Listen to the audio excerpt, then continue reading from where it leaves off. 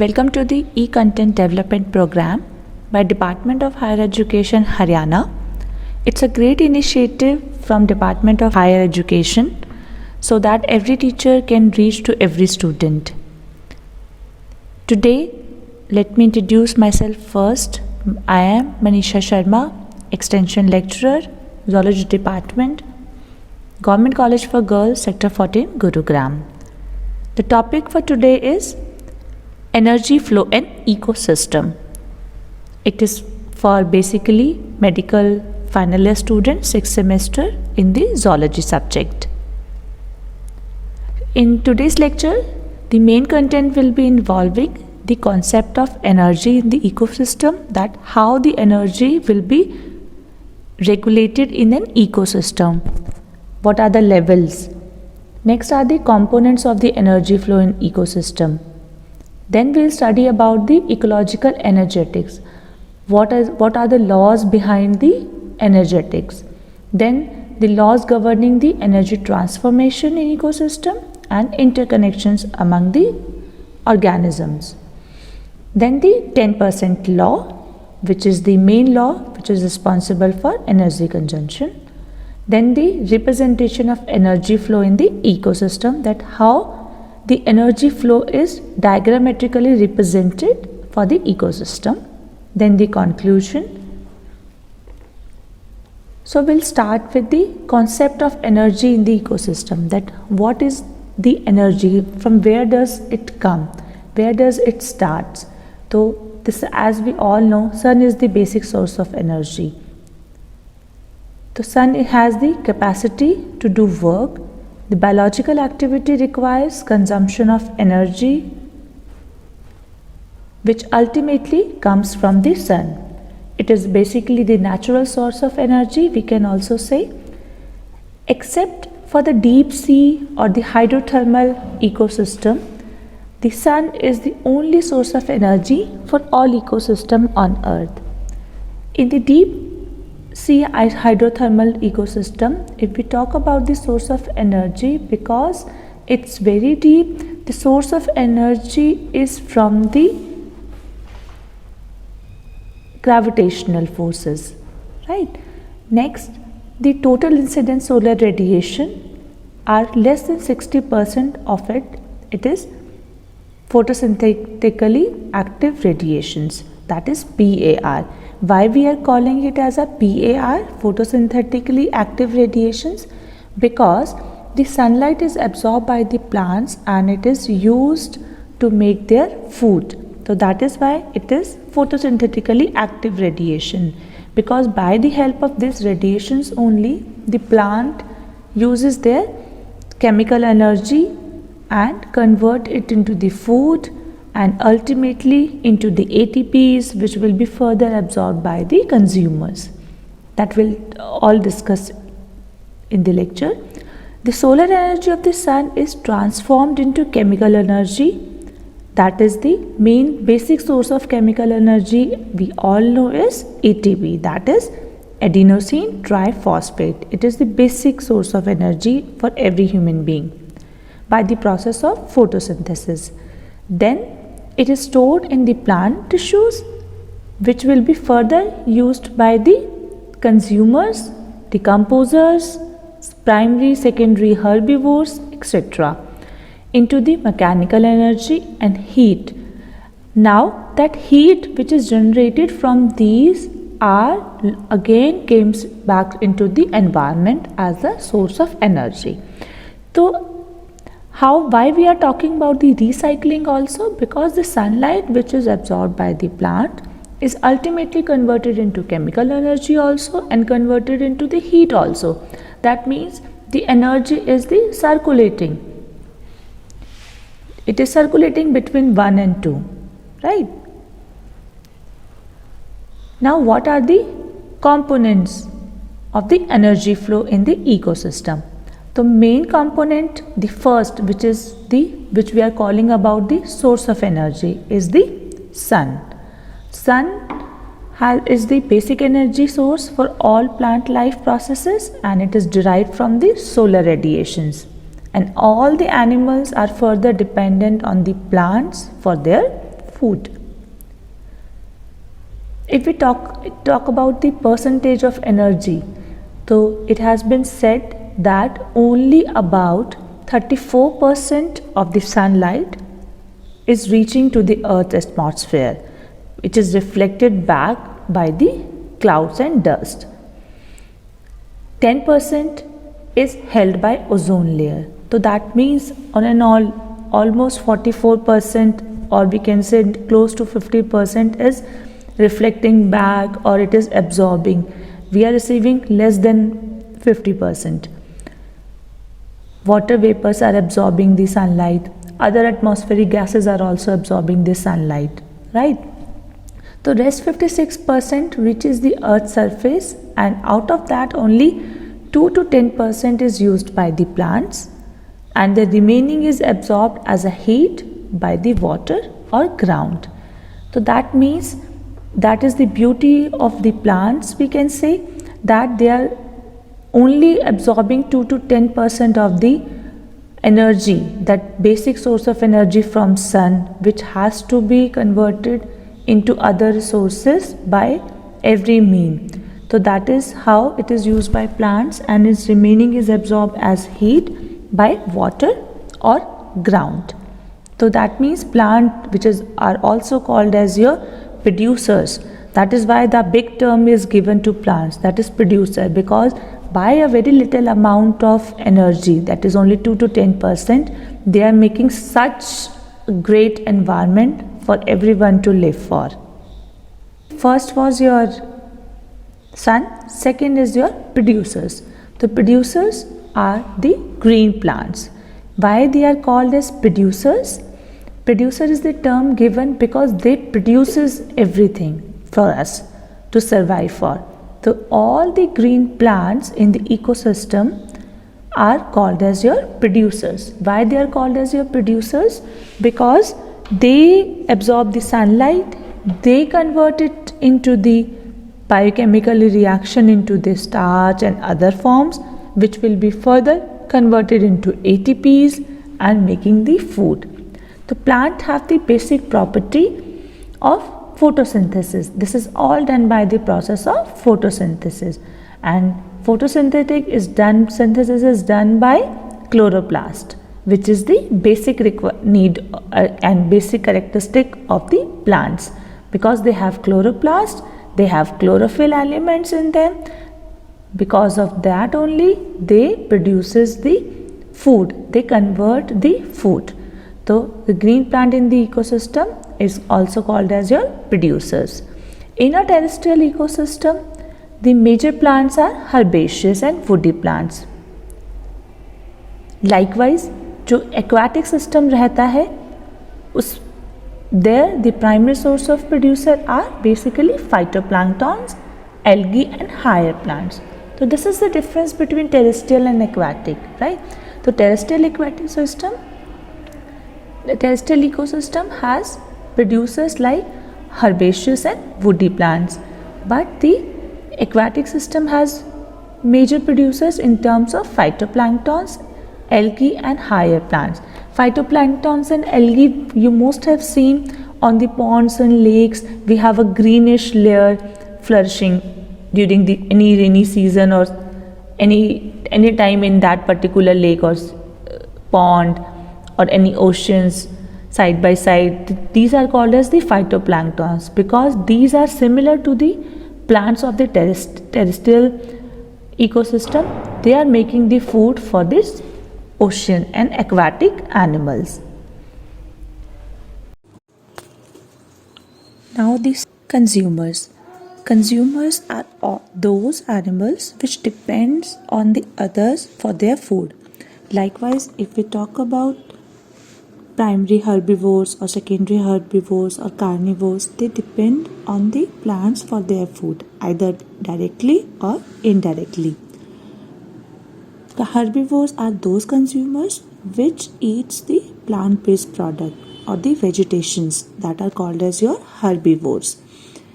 Secondary consumers are the carnivores. Carnivores are those consumers which consumes the herbivores.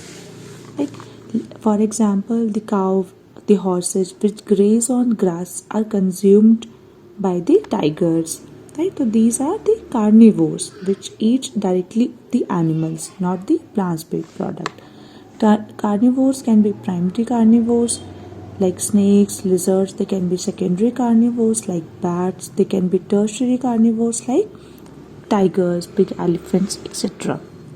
So on the basis of the food they intake, it is the category in which we define these consumers. So hence they are called as consumer and also called as the heterotrophs. Why heterotrophs? Because they are not making their food of their own. Autotrophs are the plants, because auto means autotrophs. Auto means they are self-producing their food. That is why they are called as autotrophs. Heterotrophs, which are cannot synthesize their food of their own and dependent on the others for their food, that are the heterotrophs. Next part is the decomposers. Decomposers plays a very important role in circulation of all the cycles. These are the heterotrophic organisms, mainly fungi and bacteria, which meet their energy and nutrient requirement by degrading the dead organic matter. So decomposers are those heterotrophic organisms which only feeds on the dead decay part. Either it can be animal or it can be plant, any organic matter, because they only are able to digest the organic matter. They are also called as decomposers or detritivores. Why detritivores? Because they feed on the detritus, that is dead decay compound. So what is the beauty of decomposers? What is the main function of decomposer? They degrade the organic matter which is present in the plants or any animals, since both of them has the organic matter that can be having many nutrients like carbon, hydrogen, oxygen, nitrogen, sulfur, and they are eaten up by those producers and consumers. Now they have to be recycled in the environment with the help of decomposers. They decompose that organic matters and recycle those nutrients into the environment. So that is a kind of recycling of the nutrients. Carbon, hydrogen, nitrogen, phosphorus, there are various cycles are present, which are also called as your biogeochemical cycles. In these cycles, we always see the incoming and the output, that how much energy is consumed by that particular organism, and after its dead decay, how the energy is coming back to the environment. That is a kind of biogeochemical cycles. Decomposers are also called as saprotrophs. So we have three terms now: autotrophs, heterotrophs and saprotrophs. Saprotrophs, why? Because they are surviving on the dead decay detritus part. Now, how we see how the energy consumption is taking place, how the energy is converting from one form to the another in the process of the food intake. So plants capture only the 2 to 10% of the PAR, that is photosynthetically active radiation, and this small amount of energy sustains the entire world, because everything is responsible and it is dependent on the producers. All the organisms, all the consumers are dependent on the plants for their food. So the producers play a very important role, and that is only 2 to 10% of the source of energy is consumed by the producers. We can imagine only 10% of the energy giving us so much. So if we could if it is will be more, then it will be a very great extent from the plant to give you more and more amount of energy and resources. So plant capture the photosynthetic radiation, that is called as radiation energy or radiant energy from the sun, as sun is the main source of our energy. From the sun, radiations are transferred in the form of radiant energy to the producers.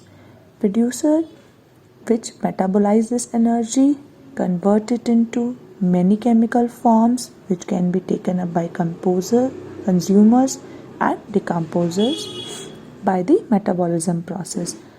Also, the heat energy is released from the producer to the environment. So that is a kind of recycling. The energy is also coming back from the producer to the environment. Similarly, from the producer through the chemical energy, this radiant energy is transferring into the consumers. Consumers, you can see the examples of elephant, tiger, peacock, lion, monkeys, rhinoceros, zebra. These are all consumers which metabolize this energy and use for their day-to-day life, and also they also reflect back in the form of heat energy. Third part is the dead decay part that we have discussed about the decomposers. So decomposer, that fungi which will be decomposing these matter, organic matter, and also releasing the heat energy to the environment. So it's very important to know that how the solar energy is captured by plant flow through these different organisms in an ecosystem. From the single source of sun of the radiant energy, so much form of energy is transferring and conducting to the various parts.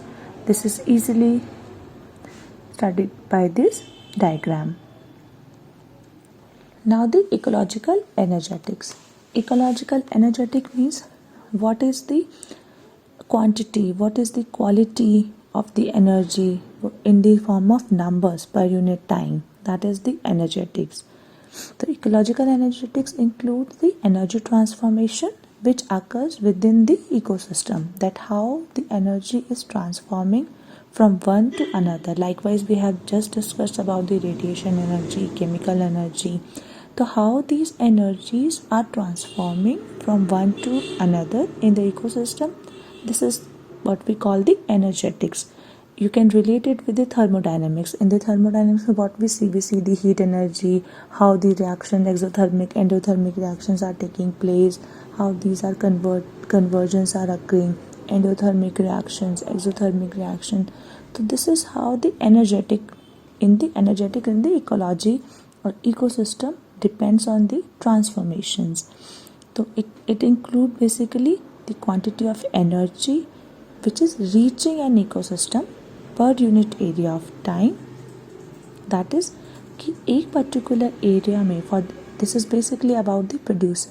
So in that particular area in which producers are growing, in that particular time, how much energy is reaching, that is the ecological energetics. The quantity of energy trapped by producers and converting into the chemical form through the process of photosynthesis. So that conversion of radiation energy into the chemical energy also covers the energetics. Next is the quantity and path of energy flow. That how from the producers, that is green plants, to various organisms like herbivores, carnivores, decomposers. So how these, what amount of energy and by what path of energy from green plant to the organism at each trophic level it is traveling over a period of time in that particular area. It is called as energy flow from producers to consumers. Here we talked about the term trophic levels. So what does it mean, trophic level? Trophic level is nothing but a designation given to the particular range of animals. Like producers are the first trophic level. It's a diagrammatic representation of the ecosystem. The base, the first trophic level, we call it as a producer. Second are the consumers. Then are the third trophic level are the top consumers. Then are the decomposers and others. It can also be variable by taking the different trophic levels. Likewise, if we can take the trophic level first with the producers, then the second with the herbivores, third with the primary carnivores, fourth trophic level secondary carnivores, top tertiary carnivores. So how depends on the ecosystem, whether we are talking about the terrestrial ecosystem, aquatic ecosystem, these trophic level can be varied. So what are the laws which governs this energy transformation ecosystem is important. The energy transformation in ecosystem can be explained by the law of thermodynamics. The first law of thermodynamics states that the energy may be transformed from one element to another, but it can neither be created nor be destroyed. This is true in the ecosystem also, because when the organism is living, it is consuming that energy from plants, right, in the form of chemical energy. They are using this chemical energy, and when they are dead, they are releasing back into the environment in the form of heat. So therefore it is justifying the first law of the thermodynamics, that is, the energy is neither created nor be destroyed, but it is always dissipated in the surroundings by using various decomposers in the form of heat or any other source of energy in the form of chemicals. Further, the ecosystem is also not exempt from the second law of thermodynamics, which states that energy transformation does not occur spontaneously unless there is degradation of energy from a non-random to a random form. What does it mean? जो energy in the living system is non-random form. It is not in the form of chemical bonds or chemical biomolecules. When their decomposition occurs, it becomes the chemical transformation. So that is how the laws of thermodynamics are applied in the ecosystem. What are the interconnections among the organism? This is what we are talking about, the food chains, that how the animals are interconnected with each other in maintaining the environmental balance of energy. Right? All organisms in the ecosystem are connected in the terms of food chain, which is called as connections, interconnections. Right? The term given is food chain. So there are various food chain of various ecosystems: terrestrial, grassland, aquatic. Every system has a different food chain. So these interactions can be depicted by the food chains and basic connections with the environment. So you can see in the picture below, there are many type of food chain opening in the nature. First, it starts from sun, then the producers, primary consumer. We are taking the example of mouse eaten up by the snakes, that is called as secondary consumers. Snakes are eaten up by the bats, that are called as tertiary consumers. And when these are dead decay, they will be worked upon by the decomposers. The organic matter will be decomposed by the decomposers. Again, they will be coming back to the producers. So this is how the cycle is regulating with each and every species, how it is interconnected. So that is the kind of food chain for the flow of energy. There was a scientist, Raymond Lindman, who gave a very true law that is called as 10% law for the energy flow in the ecosystem. According to this law, what he said, that during the transfer of energy from organic food from one trophic level to another, there is always a loss of 10% at every trophic level. That means from producers to primary consumer, secondary consumer to tertiary consumer, there will be 10% loss into the energy. The remaining is lost as a form of heat, or the breakdown in the form of respiration, or the indigestion by the trophic levels. So that law was very justified, and it has been calculated by many examples further.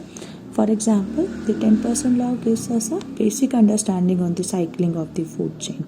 For example, from the sunlight, if we consume 1000 joules of light energy from the sun, according to this law, 10% of the 1000 is 10 joules of energy, which will be available as a food to the producers. 990 joules of energy will be lost to the environment. From this 10 joules of energy, the deer, which is the primary herbivores, which will be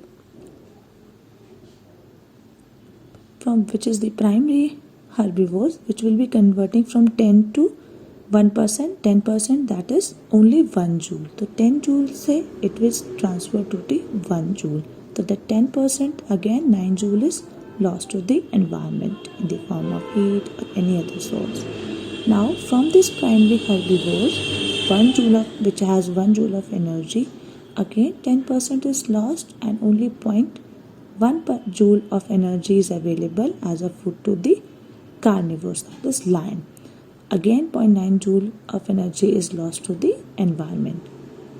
So for this law shows the inefficiency of energy which is captured at each successive trophic level. That means every trophic level is not consuming the 100% of the energy, only the 10% is absorbed. There is another representation of energy flow in the ecosystem in the form of trophic level. The trophic level is nothing but a place where the natural surroundings or in a community according to their feeding relationship has been represented in the form of a block, right? So based on the source of their nutrition or food, the organism occupies a specific place in the food chain. That is also called as your trophic level.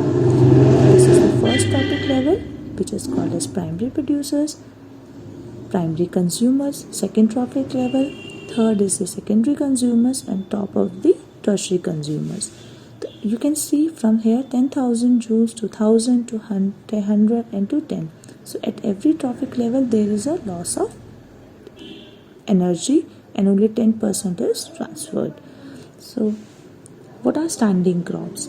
At the each trophic level has certain mass of living material at a particular time. That is called a standing crop. That means that mass of living material is always present at that trophic level. It is not lost to the environment in a particular time and a particular area. Thus, it is nothing but the kind of biomass of the organism. So what we conclude that an ecosystem is a functional unit with energy flowing among its abiotic components very efficiently. Energy flow in ecosystem is always unidirectional. It always flows in a single direction. It is not flowing in the bidirectional or multidirectional way. Energy in the ecosystem is never destroyed and it is always converted from one form to another form of energy. And very important, the 10% law of energy is passed to the successive trophic level. Sun is the ultimate source of energy, which is giving the energy in the form of radiant energy. And producers, that are plants, which play a vital role in converting the solar energy to the chemical energy, making the sun's energy available to the organisms at higher trophic levels. If any of the link in a food chain or food web is removed, the efficiency will be disturbed, the energy flow will not occur. So this is all about the energy flow, energetics in the ecosystem. Based on these today's class, we will have some MCQs. Let's discuss some multiple choice questions. We'll start with the first question. The definition of ecosystem is, what are the options? A, the community of organisms together with the environment in which they live. B, the abiotic component of a habitat. C, part of earth and atmosphere. And D, a community of organisms interacting with each other. So what do you think? What should be the answer? It should be community of organisms together with the environment, because this option will give you all about the environment. That is why we can call it as an ecosystem, where the environment is involved and also the organisms are involved. Let's move to second question. An organism that can make its own food is called consumers, producers, decomposers, or herbivores. The answer will be again plants, that are producers. So B will be the answer for this. Next question. A consumer gets its energy by which way? Like, what are the method of the energy consumption by the consumer? So what are the options? Make it themselves, like they can make their own food. Second, breakdown of the biotic waste and dead organisms and returning to the raw material. We all know this is the function of the decomposers. Next, soaking it up from the ground. Consumers cannot do that. Next is the feeding on other organism. Yes, the consumer make their food or make their energy by feeding on the other organisms. Let's move to next question. Question 4. This type of consumer obtain all of its energy by eating only producers. Right? That read the question carefully. Again, consumers take this energy only by eating on the producers. Producers means plants. So here we want to ask what are the consumers which eat only plants. So what options are omnivores, herbivores, scavengers and carnivores. So we know the answer, that is herbivores, because herbivores are the consumers which eats only the plants or producers. Next question. Which of these is always located at the bottom of an energy pyramid? Okay. What is the basic first trophic level of the energy pyramid? Producers, carnivores, herbivores, consumers at the first level. So we all know the base is bottom or base is always the producers, because they are the source of energy for every trophic level. So the answer will be first, producers. Next, what percentage of energy is passed on to the each trophic level? That is well explained by the 10% law of the Lindane. So what are the options? 10%, 50%, 90%, 100%. So we'll go for option A, that is 10%. Next, 7th question. What most likely happen first if you remove a primary consumer from the ecosystem? Read the question carefully. We are removing the primary consumers, right? First trophic level is producers, then primary consumers, then tertiary consumers, then quaternary consumers. So what will happen if there is no primary consumer? Think about it. No primary consumer. Let's see the options. There would be more food for its secondary consumers. The number of primary consumers would increase. The number of plants would increase. The number of secondary consumers will increase. So the answer will be C. The number of plants will increase. Why? Because these are the first trophic level. After that, primary consumer comes. The primary consumer will, if there are no primary consumer, who will eat those plants? So that is why the number of plants will increase. Next, question 8. The energy flow in ecosystem is, as we all know, it is unidirectional, not bidirectional, not multidirectional. So answer will be A, unidirectional. Next, 9th question. The source of energy in the ecosystem is. Here we are asking about what is the ultimate source of energy, basic source of energy. ATP, sunlight, DNA or RNA. So it will be sunlight, because sun gives the radiant energy which is taken up by producers, which convert into chemical energies by various consumers. 10th question. The diagram which shows the amount of energy that moves from one trophic level to another in a food web is called as your energy pyramid, food web, ecosystem or food chain. So that is the pyramid, because pyramid will gives you the idea of the each trophic level. So the trophic level, when we draw the trophic level 1, 2, 3, 4, so gradually the number decreases. So that gives the pyramid shape. So that why answer is A, ecological pyramid. Thank you so much for the time. If you have any queries, you can put here. I'll respond it. Thank you so much.